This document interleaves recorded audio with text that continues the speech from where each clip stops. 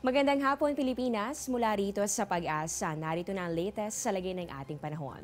Patuloy ang pagbabantay natin dito sa isang sama ng panahon o low pressure area na nasa loob ng Philippine Area of Responsibility at huli po yung namataan ng Pag-asa sa layong 430 kilometers silangan ng Hinatuan, Surigao del Sur.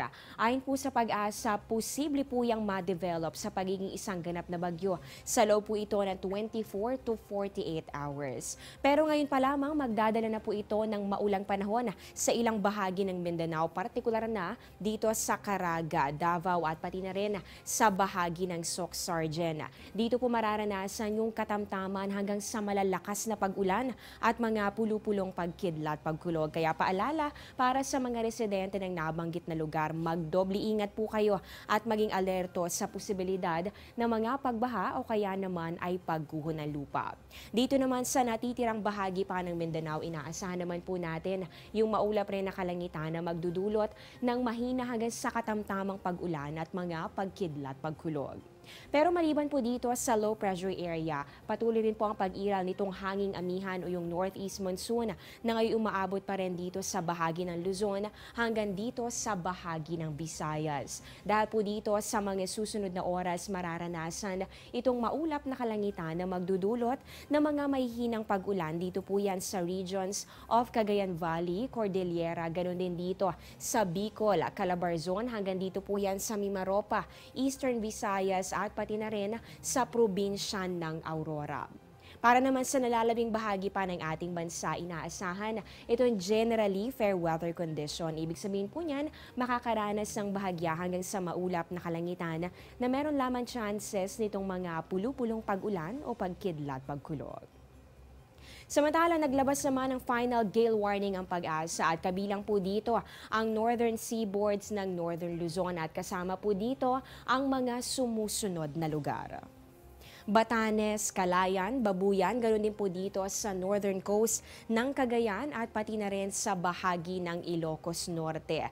At ayon po sa Pag-asa, sa mga nabanggit na lugar mararanasan itong katamtaman hanggang sa maalong kondisyon ng karagatan. Kaya para sa mga mangingisda o sino man na may maliit na sasakyang pandagat, magdoble ingat na lamang sa inyong pamamalaot o sa inyong paglalayag.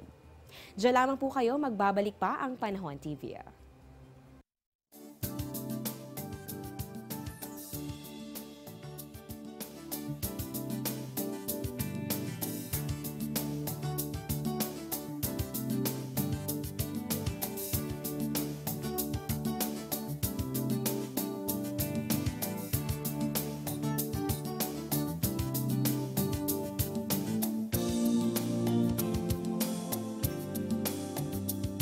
Bilang gabay naman sa inyong mga gawain sa mga susunod na araw, silipin naman natin ang 3-day weather forecast ng Pag-asa.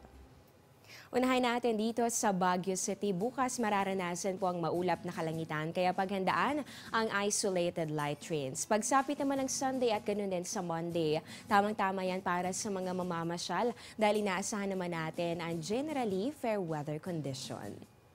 Dito naman sa Metro Manila, sa mga deboto ng Itim na Nazareno na naghahanda na para sa nalalapit na kapistahan, inaasahan po natin magpapakita naman si Haring Araw pero posible pa rin ang mga pulupulong pag-ulan o pagkidlat, pagkulog. Mainit po ang panahon dahil ang temperatura posibleng umabot ng hanggang 33 degrees Celsius.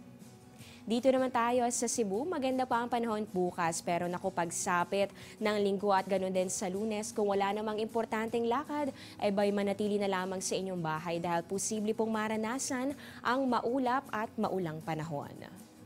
Dito naman sa Davao, ang temperatura sa pagitan po ng 24 to 30 degrees Celsius. Bagamat may kataasan ng temperatura, posibleng maranasan ang cloudy skies with rain showers and thunderstorms simula yan sa weekend hanggang sa Lunes.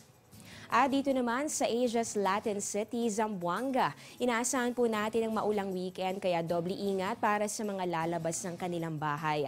Para naman sa mga empleyado na balik opisina sa darating na Lunes, inaasahan naman po natin ang pagkakaroon ng bahagya hanggang sa maulap na kalangitan sa temperatura nga abot ng 24 to 31 degrees Celsius. Yan ang latest mula dito sa Pag-asa, manatiling nakatutok sa Panahon TV kung saan walang pinipiling panahon ang pagbibigay impormasyon. Ako po ang inyong weather lover, Amor La Rosa. Magandang hapon at mag-ingat po kayo.